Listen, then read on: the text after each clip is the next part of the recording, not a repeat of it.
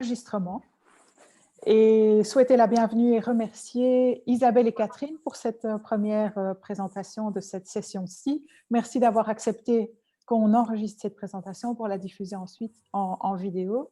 Je vous donne la parole.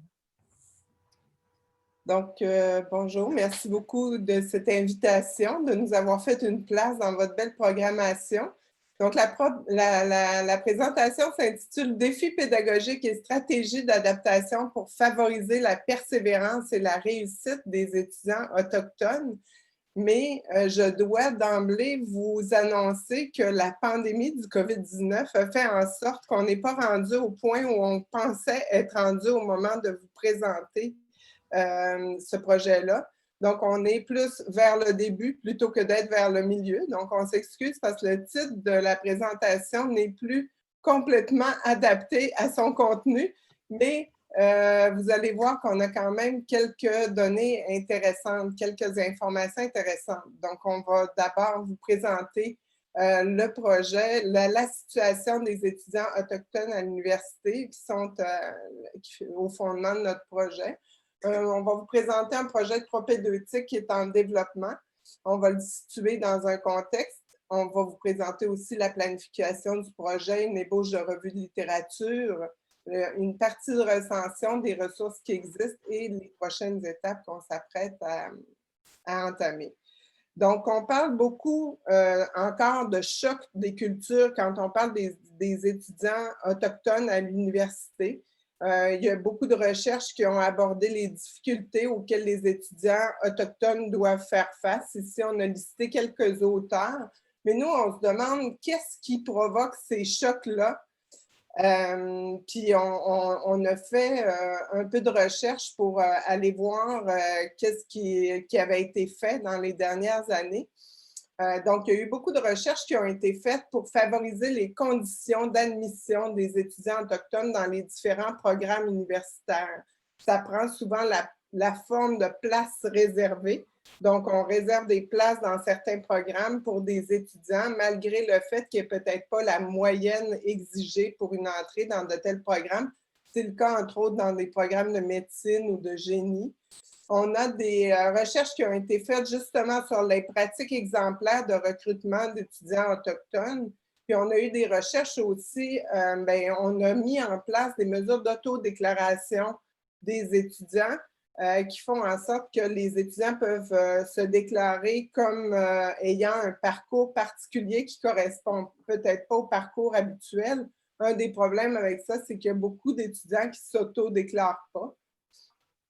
On a eu aussi beaucoup de recherches au niveau de ce que j'ai appelé améliorer les conditions de résidence des étudiants. Hein. Ces étudiants-là doivent quitter leur communauté pour venir étudier parfois dans des grandes villes. Il y a eu des mesures de soutien psychologique qui ont été mises en place. Il y a eu beaucoup de démarches qui ont été faites pour aménager des lieux, créer des repères culturels pour ces étudiants-là dans les universités, des endroits où ils peuvent se regrouper entre eux. On a eu aussi des démarches qui ont été faites pour faciliter le logement de l'étudiant, mais aussi parfois de sa famille, parce que ces étudiants-là sont souvent des étudiants qui font des retours aux études et qui doivent se déplacer avec une famille, soit des enfants, parfois les grands-parents qui gardent les enfants. Donc, il y a eu aussi beaucoup de démarches qui ont été faites pour essayer de trouver des moyens d'assurer un soutien financier à ces étudiants-là. Mais au niveau des défis pédagogiques, on n'a pas trouvé encore beaucoup de littérature sur les défis qui ont été identifiés, c'est-à-dire est-ce que ces étudiants-là arrivent bien préparés pour compléter des études universitaires? Est-ce qu'ils ont le sentiment d'être compétents en tant qu'étudiants? Quels sont, bref, les défis pédagogiques pour les étudiants? Le projet de propédeutique va se concentrer sur les étudiants, mais aussi pour les responsables des programmes d'études. Une fois qu'on a créé ces places-là réservées, qu'est-ce qui est mis en place pour faire en sorte qu'au niveau pédagogique, on puisse aider les étudiants? Et les enseignants aussi, donc, ont des défis pédagogiques probablement mal identifiés pour l'instant. Donc, on s'est demandé aussi s'il existait des stratégies pour surmonter ces défis-là. On a proposé l'an dernier un projet de propédeutique qui aurait pour but de préparer les étudiants autochtones à l'entrée à l'université sans qu'ils aient à quitter leur communauté. Ça, c'est quand même assez important parce que les étudiants veulent quitter le moins longtemps possible la communauté. Donc, le fait de devoir quitter la communauté est un frein à la poursuite des études. On voulait pouvoir leur offrir la possibilité d'avoir une propédeutique offerte à distance. Le défi qu'on a est un défi technologique, entre autres.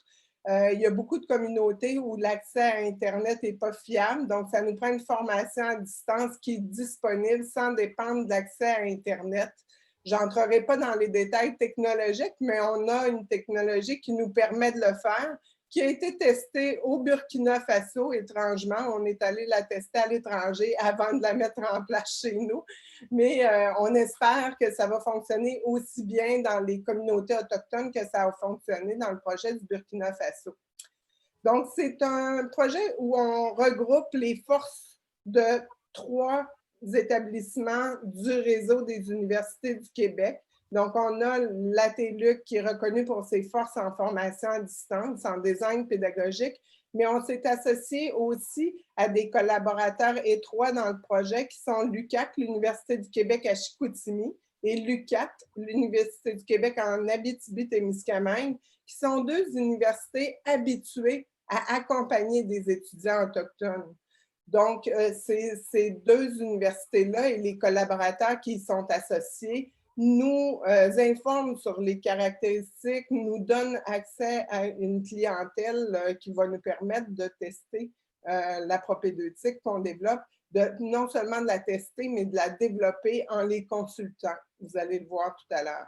On est en train aussi de mettre un comité consultatif plus large qui comprend des étudiants, des enseignants et des responsables de programme auxquels vont s'ajouter des collaborateurs de l'Université du Québec à Trois-Rivières, à Montréal et de l'Université de Sherbrooke, entre autres.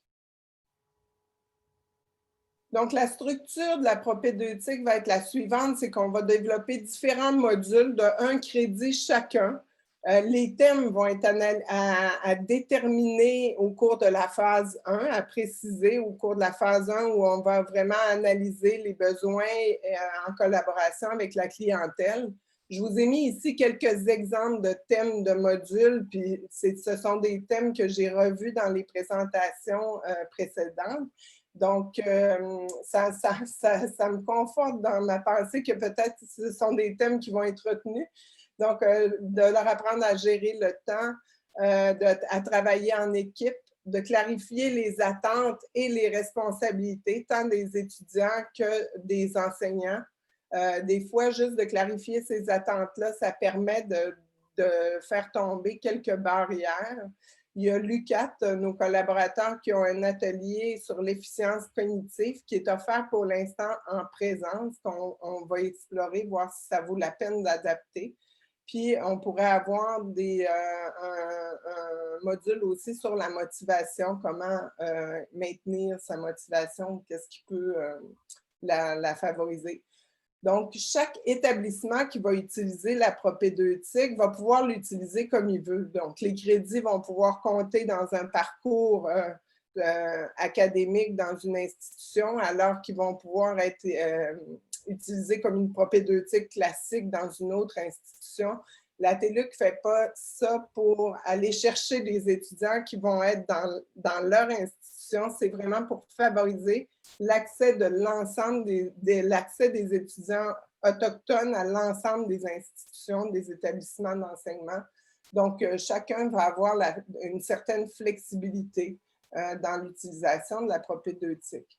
On va développer en parallèle une boîte à outils qu'on veut qui accompagne les étudiants au fil de leur parcours à l'université. Donc, ils vont la construire pendant la propédeutique, mais ils vont la conserver et peut-être la bonifier pendant toute la durée de leurs études universitaires après. Je vous ai mis ici les grandes étapes, là, c'est assez classique, donc peut-être qu'on peut passer rapidement là-dessus, mais on vise, pendant cette deuxième vague de la pandémie, une mise à l'offre à l'hiver 2023. On espère qu'on ne sera pas obligé de retarder encore, mais pour l'instant, tout indique qu'on va y arriver. Donc, cette propédeutique-là s'inscrit dans un contexte québécois, même canadien, je dirais. On a les commissions Viens et Vérité Réconciliation qui ont eu lieu dans les dernières années. Puis on a aussi une table de travail sur les réalités autochtones qui a été mise sur pied par le réseau de l'Université du Québec, UQ, qui regroupe un ensemble d'universités dont je fais partie. Je vais laisser Catherine qui a travaillé sur le lien entre les travaux de la commission Viens, entre autres, puis nos travaux. Donc, la commission Viens, dans le fond, c'est la commission d'enquête sur les relations entre les Autochtones et certains services publics au Québec. On en est venu à mettre en place cette commission-là à la suite de plusieurs événements qui ont révélé l'existence de possibles pratiques discriminatoires envers les Autochtones lors de la prestation de services publics au Québec. Donc, on parle des soins de santé, services sociaux, protection de la jeunesse, services policiers, services judiciaires. Donc, à ce moment-là, le gouvernement puis les autorités autochtones ont convenu de faire la lumière sur les enjeux systémiques là, entre les Autochtones et les intervenants de certains services publics au Québec. Et dans le rapport qui a découlé de cette commission-là, donc le commissaire nomme plusieurs appels à l'action. Et on s'est servi justement de ces appels à l'action-là pour essayer pour s'en servir comme un peu un cadre de la propédeutique. Donc, le premier constat le premier appel à l'action, si on veut, dont on va se servir, parce qu'il faut se rappeler que la commission Viens, ce n'est pas par rapport aux services éducatifs, mais on trouvait qu'il y avait une cohérence. Donc, le premier constat, c'est que les services n'ont pas été pensés pour tenir compte de la différence et des besoins particuliers qui sont inhérents aux Premières Nations et aux Inuits. Donc, dans un contexte éducatif, nous, on s'est dit, il faudrait mettre en œuvre des mesures de soutien à la persévérance scolaire, puis à la réussite éducative des élèves autochtones qui sont à l'image de leurs besoins qu'eux-mêmes vont avoir identifiés, puis dans le respect de leurs traditions. Un deuxième constat qui a été fait dans le rapport Viens, c'est que les personnes qui ont témoigné ont parlé du fossé d'incompréhension qui les séparait des intervenants, des professionnels, des gestionnaires qu'ils ont rencontrés dans ces services-là. Et c'est clair que toute mesure mise en place va être inefficace si on ne fait rien pour diminuer, pour réduire l'écart justement de perception qui existe entre les peuples autochtones et le reste de la population. Donc, on s'est dit, dans le cadre de la propédeutique, ça va être important de rendre accessible aux personnes qui travaillent auprès des membres des communautés autochtones de l'information puis de la documentation au sujet de leurs besoins, des pratiques des personnes autochtones. Évidemment, il n'y a pas qu'une population autochtone, qu'une communauté autochtone, donc ça va être important d'adapter l'information à la communauté avec laquelle on travaille. Un troisième constat, c'est qu'à moins d'en faire la demande, il n'y a pas de document ou de formulaire qui est disponible d'emblée en langue autochtone. Et le parallèle, nous, qu'on fait dans la propédeutique, c'est que le soutien de la famille, des pairs et des proches, c'est un facteur qui contribue à la persévérance scolaire des élèves autochtones. Et donc, on s'est dit, pour permettre aux proches, aux personnes significatives de d'épauler l'étudiant dans sa démarche, on voudrait créer une documentation, un genre de petit livret qui explique c'est quoi la propédeutique, ça va être quoi le fonctionnement dans différentes langues autochtones pour justement permettre aux proches de pouvoir soutenir et de comprendre dans quoi leur enfant est impliqué. Et le quatrième constat qui faisait du sens pour nous, c'est que l'amélioration véritable des relations entre les Autochtones et les services publics va passer par une démarche globale de sécurisation culturelle. Donc, il y allait de soi qu'on s'est dit, ben, il faudrait que notre propédeutique respecte certains principes de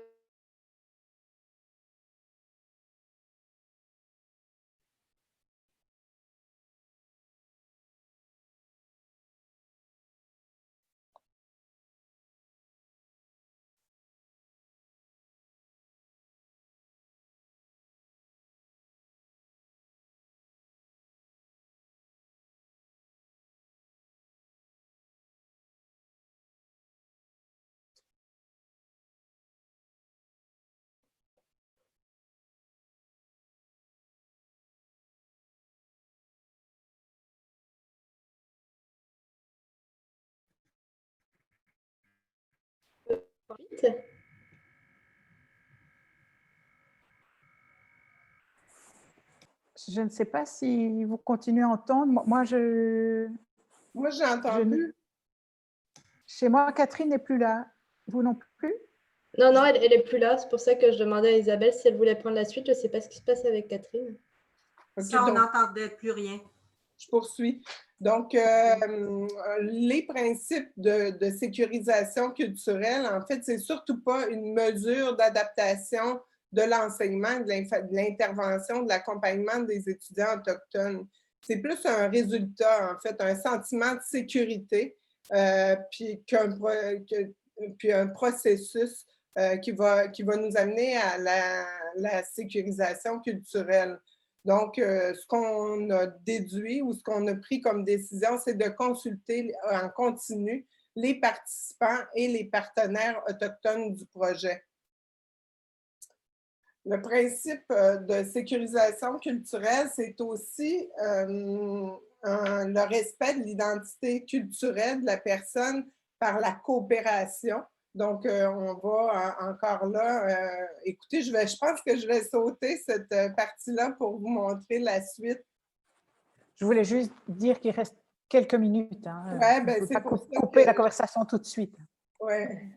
Donc, j'ai une autre étudiante, Frédérique Campeau, qui travaille, elle, sur la revue de l'analyse de la littérature.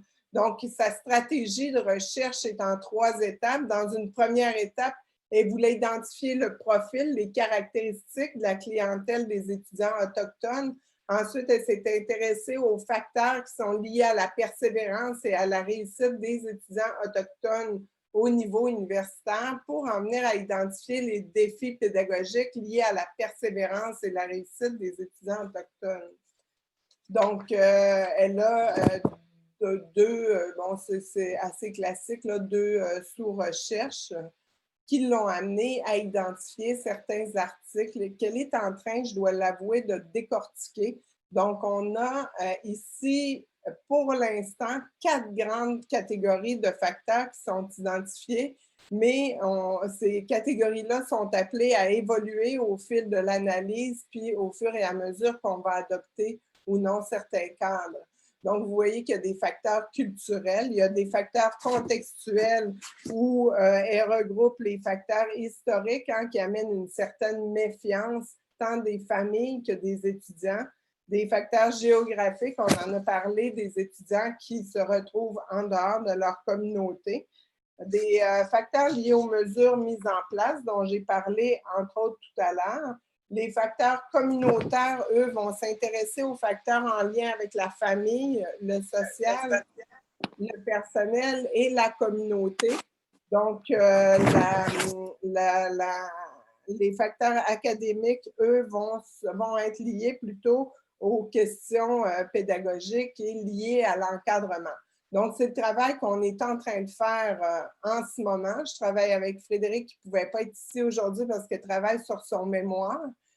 Donc, ça va nous amener, Catherine, juste à temps je ne sais pas si tu veux souffler une petite seconde. Non, ça va. Pour parler des ressources existantes rapidement parce qu'on a déjà le chronomètre qui est affiché. Donc, peut-être parler du travail qui est en cours.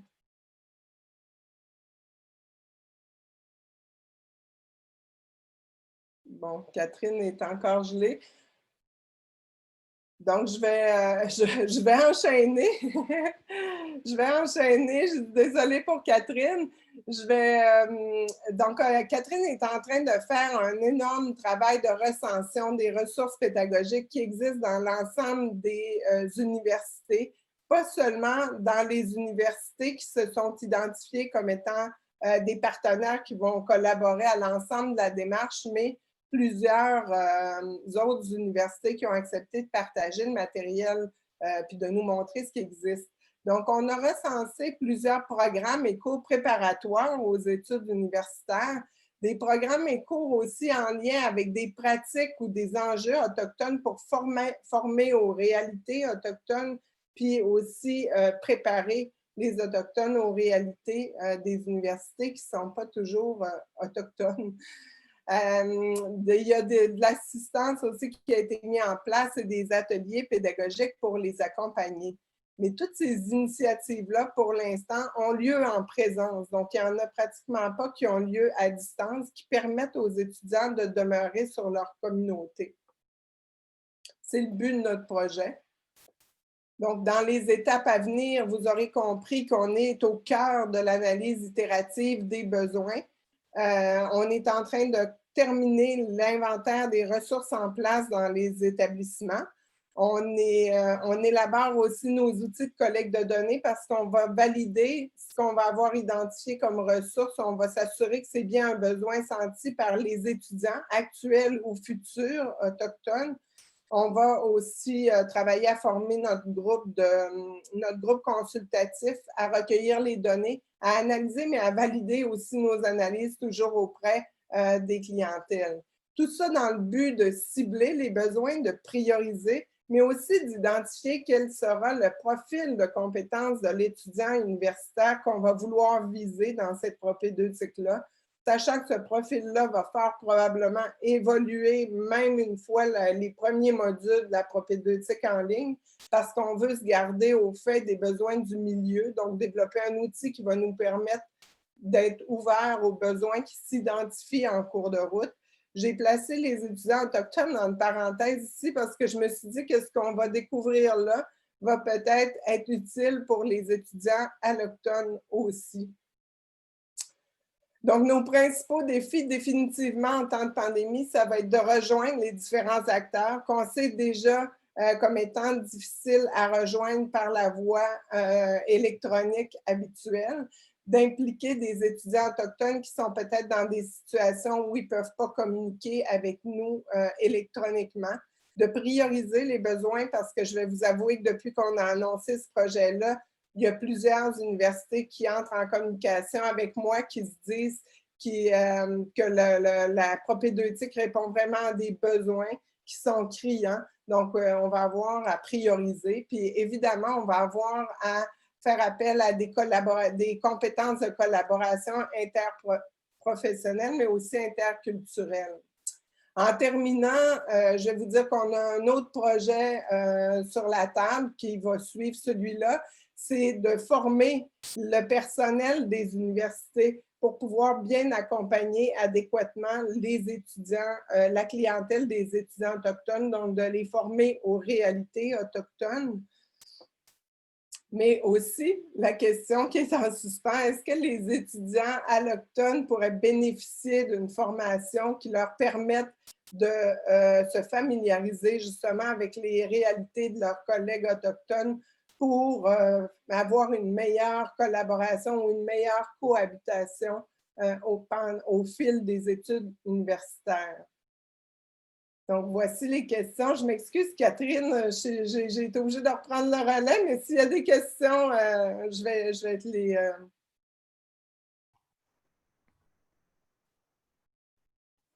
Merci beaucoup à toutes les deux pour votre présentation. Je vais maintenant arrêter l'enregistrement et puis on peut bien sûr prendre un petit moment d'échange, d'autant plus que comme il manque une présentation, on a un peu plus de temps.